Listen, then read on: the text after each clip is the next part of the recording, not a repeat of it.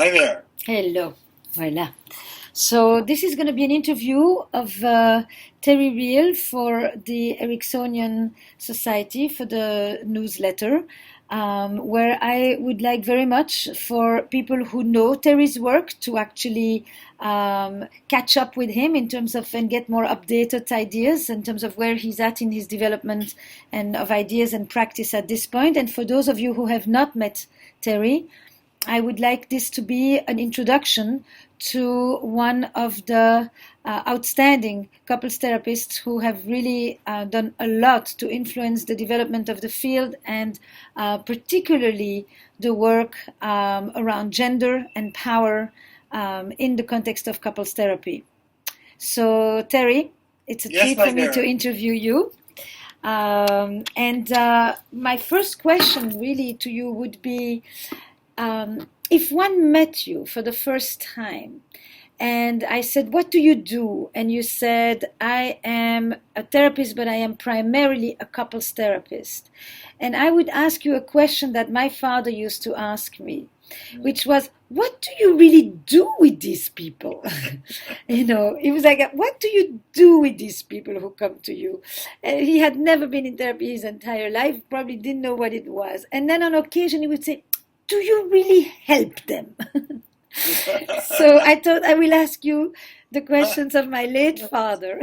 A great scientist once said to me, psychotherapy, it's really just paid friendship, isn't it? I mean, after all. So, what do I really do with these couples, and do I really help them? First of all, that's not the first thing I said I would do.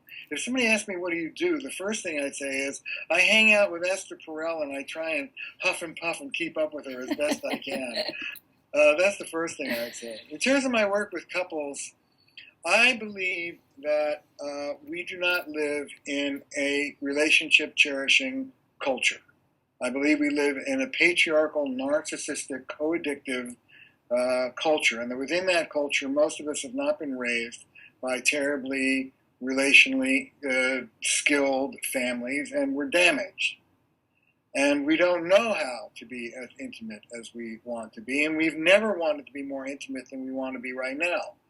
The idea of a lifelong lover romance, which is really what we're after, is a brand new modern idea.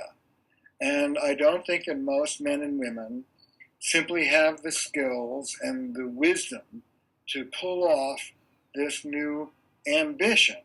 And not only do we not know how to do it, but most of us, because of our family of origins and our particular trauma histories, have been stuffed with a lot of fearful ideas or narcissistic ideas or selfish ideas that make it even more difficult. We're not at zero, we're in the negative numbers.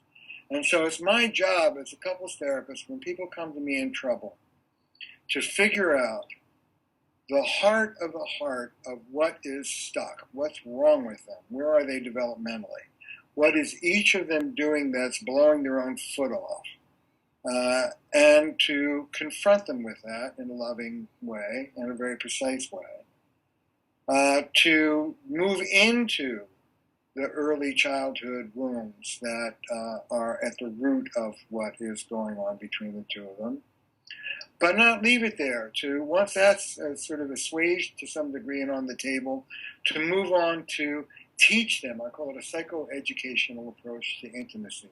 To teach them what empathy looks like, or accountability, or increased vulnerability. So it's really a three-step process. There's the loving confrontation. I call it joining through the truth. This is what you're doing that's screwing things up. For example,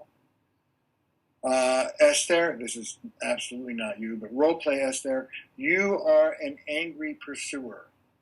And let me tell you something about angry pursuit. It's an oxymoron. An angry pursuit is not attractive. And so let's give you a new stance that won't get in your way somewhat. Or you're an angry withdrawer, or you're a professional martyr, or you're a helpless victim, or whatever it is that you're doing in the relationship over and over and over again. It's taking a hard look at that. That's the first order of business. I call this waking the client up. The second is moving into inner child work and family of origin work. Where did this come from? Where did you learn to be such an angry pursuer? Well, I watched my mother do it for 40 years. How did it work for her? And what would it be like for you to leave her and pursue something different than what you were taught? And then the third phase is, okay, if you don't want to be an angry pursuer, let me teach you what functional pursuit looks like. Lose the chip on your shoulder and be inviting. This is what that looks like. So it's really a 3-step process. This is what you're doing wrong, this is where it comes from, and this is what right would look like.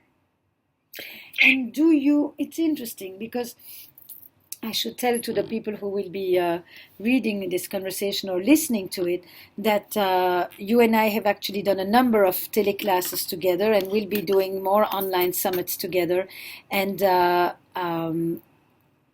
there are words that kind of are in my head that Terry melodies, yeah, stand, stands, dance.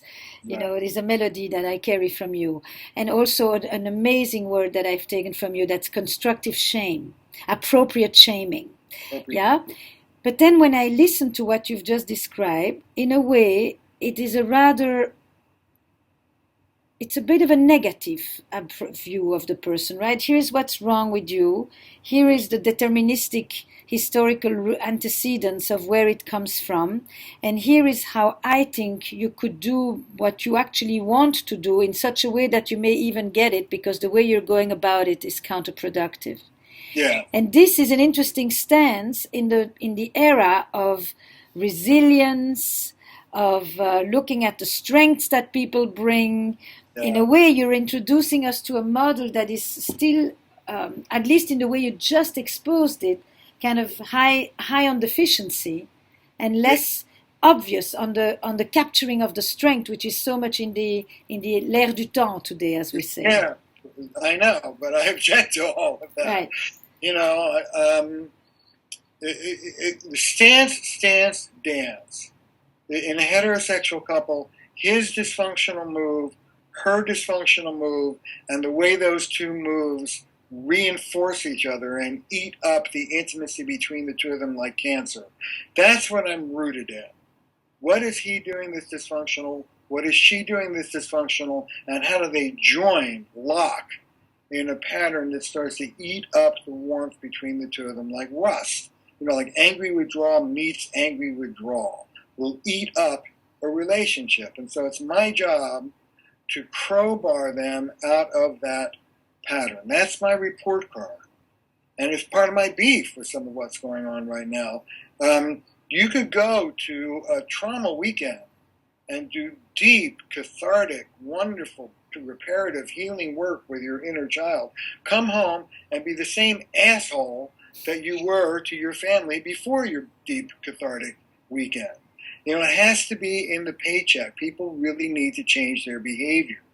I don't think that it's primarily pathology focused in that it's in the nuance of that joining through the truth that I speak about, which is really self-esteem in action. Self-esteem, or appropriate shame, they're synonyms, means I feel bad about the bad things I've done, and I still hold myself in warm regard as a flawed human being. And my approach when I sit with somebody is I can hold the mirror up in no uncertain terms about the bad things you're doing and still root for you and love you and pull for the best part of you that is now occluded by these bad behaviors. Somebody said to me, to explain RLT, relational life therapy, in one sentence, and here's what I said. You want to hear what I said? Mm-hmm. It says, you don't really want to do that, do you? You want to do this. That's it. That's my whole summary.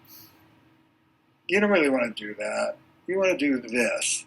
And I talk about reaching for the decent person underneath the difficult or indecent behaviors. You are a decent woman who's behaved indecently for the last 20 years. Isn't that a shame?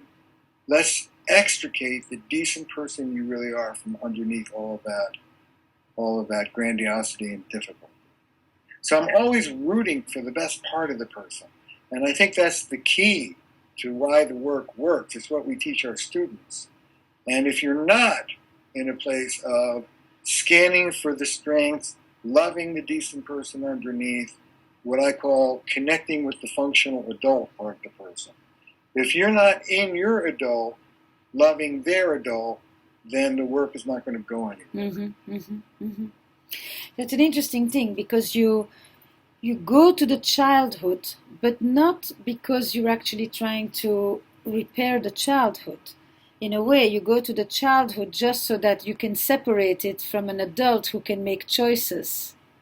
That's right. On the basis of what may have happened to them, but still has the ability to choose today to be different. It's to act different. There's actually something very existentialistic about the way you're thinking. It can sometimes be, you use the word behavior, but stance is more than behavior.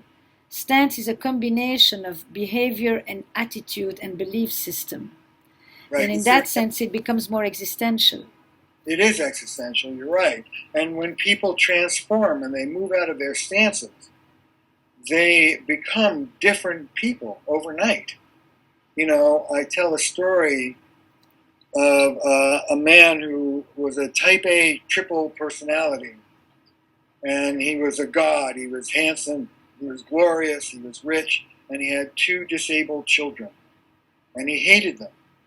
They were a stain on his perfection. And he took one of them. We were talking about narcissism and empathy for several weeks, on and on and on. He didn't get it. And one day he took his kid to a baseball game. When they were driving home, the kid got sick in the car. And he was so frightened of his father that he was holding in to vomit because he was afraid to throw up. And the father said, I looked at my son's eyes and I was appalled by me, by who I was to him. And I said, oh, honey, be sick, be sick. And he said, from that moment on, I knew it was about him. It wasn't about me. And I want to tell you, that was a watershed moment in this man's life. He became a different man after that moment. And I see this all the time in the work that I do. Mm-hmm.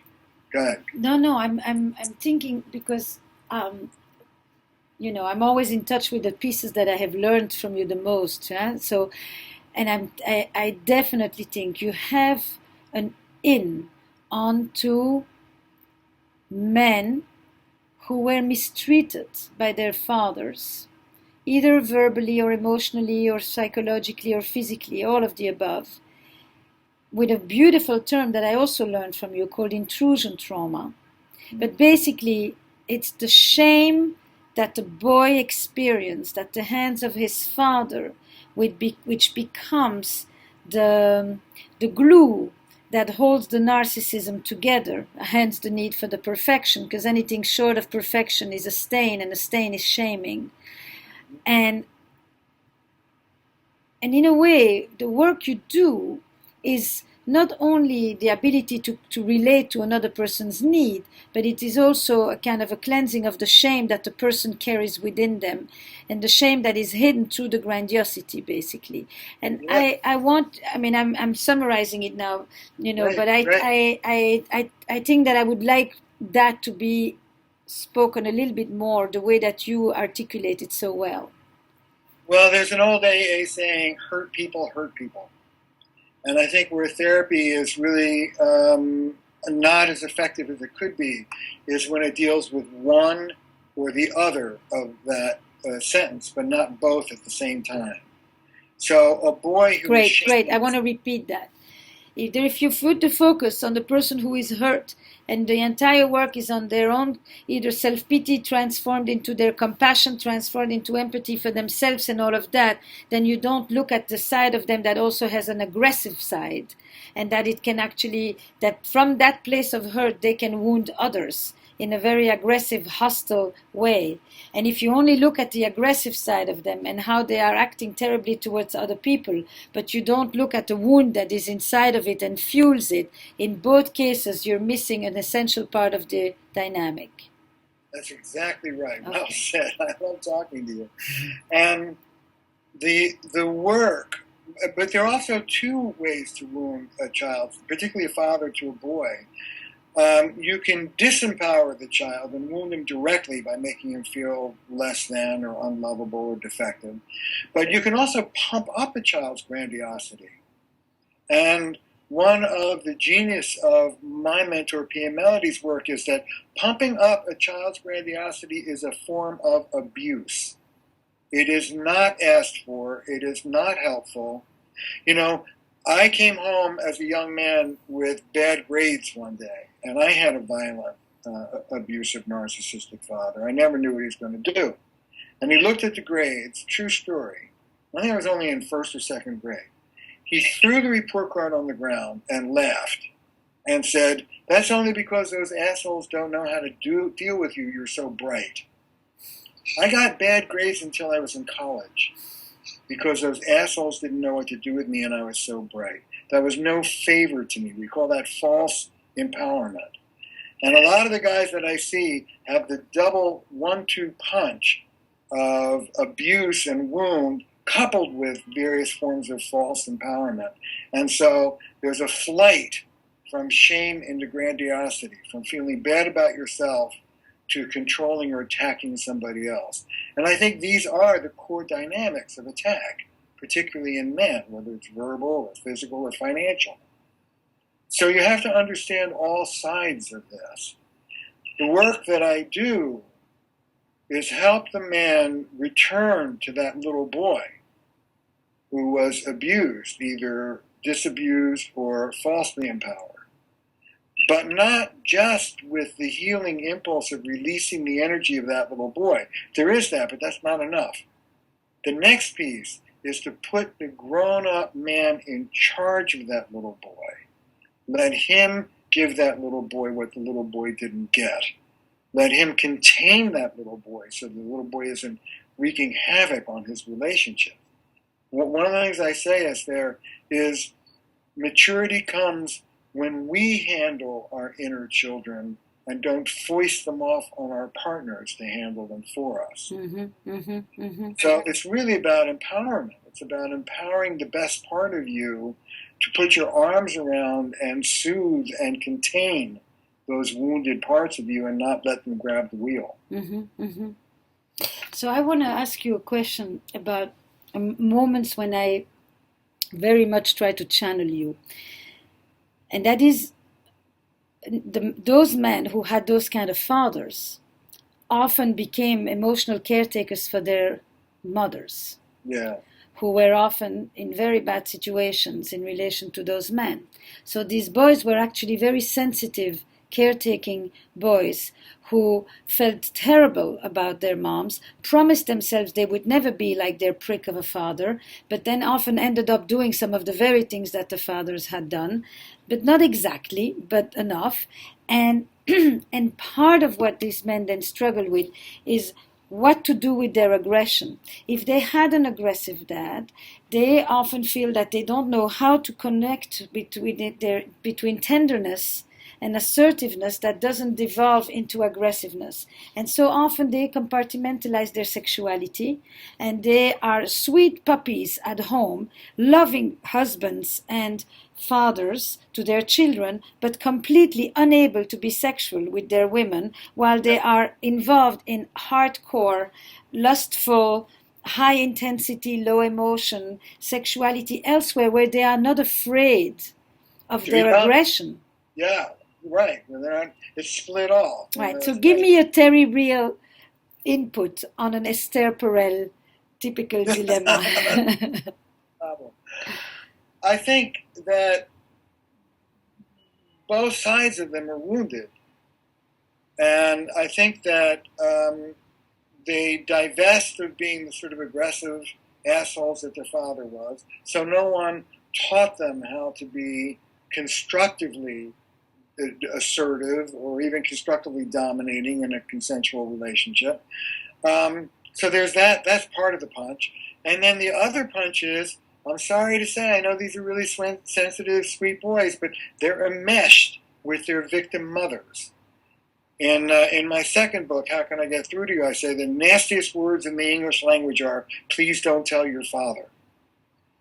And there's an enmeshment with the mother, which leads to compartmentalization and cutoff. Mm-hmm, mm-hmm. So with the wife, it's going to be virginal, and I'm going to be the good one. and there's going to be no aggression, and I'm going to basically play out what I would call my love avoidance. My love avoidance. Love avoidance, because there's an enmeshment history, and so I believe that being in a relationship with a woman means servicing her needs, not mine. And then off to the side, correct, I am going to release and find all the passion and naughtiness and joy and creativity that I've shut down in my relationship. It's a sort of a good boy, bad boy dichotomy that got set up both by the father in his aggression and by the mother in her enmeshing victimhood. Both. That's a very important point. That it's actually both. That it's both. Tell me, what would you say are the new ideas, the new thoughts that have entered your work in the last year or two? I think, gosh, I don't really talk that much about this, so you're pushing me. But I think that, and I've never said this in public so much, but I think the new ideas that are coming to me are spiritual. We're going to be talking at the Erickson conference about differentiation, autonomy and differentiation. And what I've been thinking about lately is, there's autonomy. Normally we think about autonomy and differentiation from our development, from our parents. Okay, fine. As a marital therapist, I think about autonomy and differentiation from these kinds of stances, these MOs that you inherited from your family of origin. I think about what I call second consciousness, or relational mindfulness, which gives you a choice so that you're not the fixer or the fleer or the fighter that you grew up being. That's a kind of liberation or freedom. But I think the ultimate differentiation or autonomy for we human beings is autonomy from our own reactivity.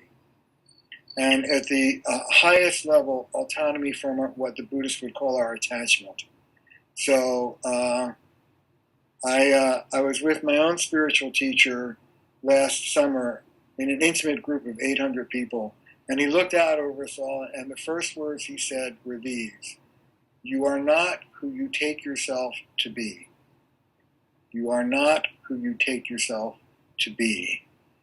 And I think that there is a liberation that goes beyond the developmental, beyond the marital, beyond our own psychological sort of MOs, to deeper levels of existential freedom. Mm-hmm. It's beautiful.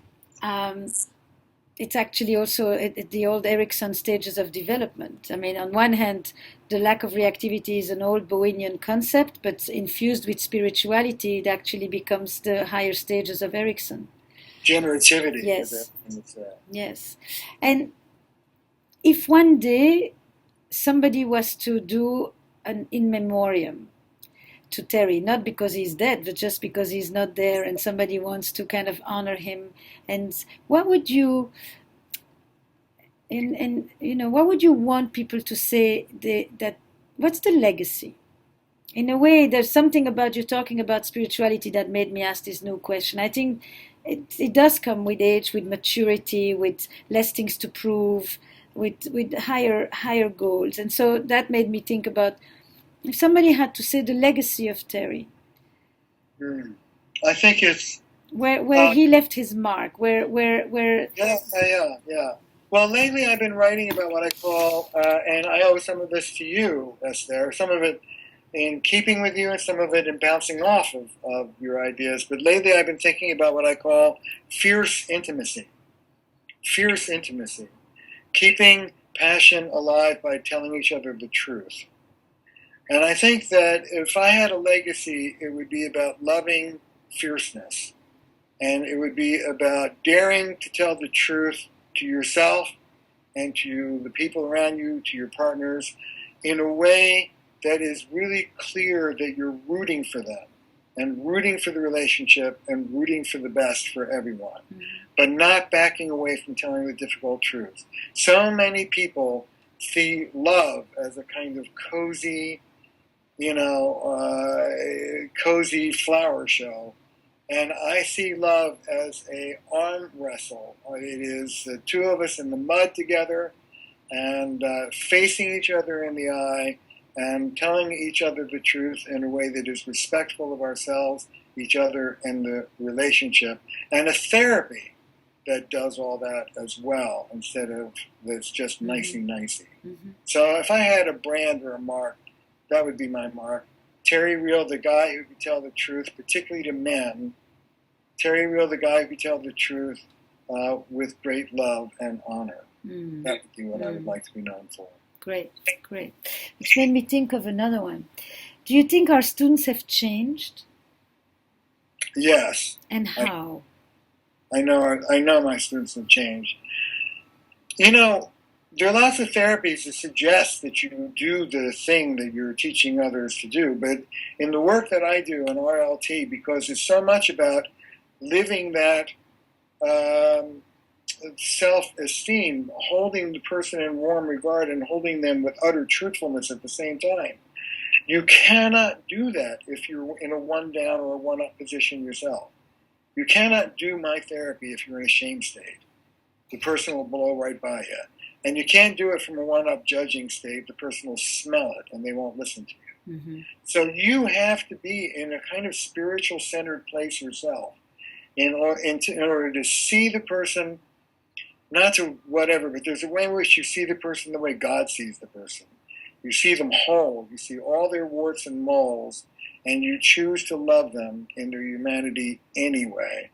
And people learn that in the therapy work and then learn that in their lives. They also, my students take on their marriages and take on their partners in ways that they hadn't been before. Mm-hmm. Sometimes that leads to divorce, to be honest, but most often it leads to a transformed marriage. So very few people learn this work and stay the way they were. Mm-hmm. It's a little bit like when we discovered systemic thinking the first time around. I always, that to me was an absolute paradigm shift, doesn't even capture it. Weltanschauung, like a complete different way of understanding the world, was to begin to think systemically. Yes, and my language for that, and it's very similar to systemic, and of course both of us have been deeply influenced by systemic work. My language now for that is relational. Mm-hmm. To begin to really see things relationally, ecologically, instead of linearly. Mm-hmm. So that, for example, if one person wins and the other person loses, you both lose. Why? Because the loser will make the winner pay for it. This is not pie in the sky. Mm-hmm. This is real life ecological politics. Mm-hmm. You are in the system. Pollution in the system is pollution you breathe. So it's a lot about teaching people enlightened self-interest. It's in your interest to do what needs to be done to make this relationship work. You're in it. So yes, I think it is a very different way of living. How do you help people leave and their relationship? You know, a friend of mine said that he found firing people a spiritual experience. And I thought he was full of it until he told me what he said. And what he said, and every time he said it, he meant it, is, you don't belong here. There's a place where you belong in which you can be fully realized and fully yourself and be really happy. This isn't that place. I think you should be freed up to go find that place. Mm-hmm. And there are many examples of ongoing abuse, addiction, people who just one of the two parties is insufferable and has no interest in changing. And I think that we therapists often throw the other partner under the bus when in fact it's no service to them to keep them in an abusive relationship. Mm-hmm. Mm-hmm. So I help people leave when they need to leave. Right, right. So we have one last question, and I thought I should let you ask yourself the question. What's the question that you think people should ask you and that is often not included? All right, but then I have a question for you. Okay. The question that is not often included is, well, one question I want to address, which is often included, is, can I do this work with men because I'm a man? Mm-hmm. And Mm-hmm. I can't leave without addressing that. No, that's not true. You are phenomenally direct with men. My wife, Belinda, is the woman I send all the guys I can't treat to. One of the things I say is that competence trumps gender. So any woman listening to this can do this work really quite well. I think the question is, how do I get away with it? How do I get away with doing this work? And I think the answer is because I love the people I'm working with. And if they're not lovable when I start with them, I render them more lovable by the time I'm done with them. So it's about shaping up people so that I can really find the best part of them. But I would add, I actually would put a piece in between. I think, first of all, you're not scared of the primitive feelings that people have. I think you include them as part of humanity. I think you think they don't make for good relationships, but I don't think you judge them in their existence themselves. And that, to me, makes it very safe for people to be able to bring their less than noble sides to you, men and women. Um, Part of it feels like you know you've been there, you know this stuff, um, and you're not shocked and you're not scared. It's both. Neither are you shocked, neither are you scared, and so I think that is probably like if I was to think about going to a therapist, I always would think, who is the person who won't be shocked or scared or overwhelmed or by what, but I need to feel free. It's a strange kind of freedom to show all of me, and without having to worry that I have to, that either I have to take care of the therapist, either the therapist won't be able to handle me. I need someone who is more powerful than me. One of the things I teach my students is something I do myself. When I'm with somebody, I go through the Rolodex of my brain and find the part of me that is just like them. Mm-hmm, mm-hmm. That's how I can be so empathic with them and finish their sentences. Because if you're a cheat, I'm a cheat. If you've lied, I've lied. If you, whatever it is, yes. I've either done it or come close to doing it. And it's that connection that I think makes things so powerful, along with detachment from outcome. It's your life, it's not my life. I'll hold the mirror up to you, what you choose to do, live, die, whatever. That's your spiritual journey, it's not mine. So those two things together make for a powerful encounter. Which is another way of saying identification and differentiation. I identify with you to the point where I can finish your sentences, and I differentiate from you in that I cannot want more than you that which you should want yourself. Yeah, I say that. Don't be more ambitious for your clients, you wind up with a headache. Mm-hmm, mm-hmm. So it's a passionate fight for the best of them, and at the end of the day, it's a spiritual conviction that their life is their life. And I've said to patients, at the end of this day, you go home to your misery. Those patients who don't want to do anything I say and just give me a hard time. You go home to your misery, and I go home to my happy family.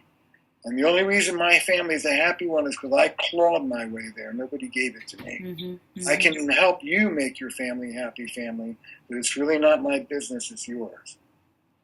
You know what's interesting? Your language mirrors your approach.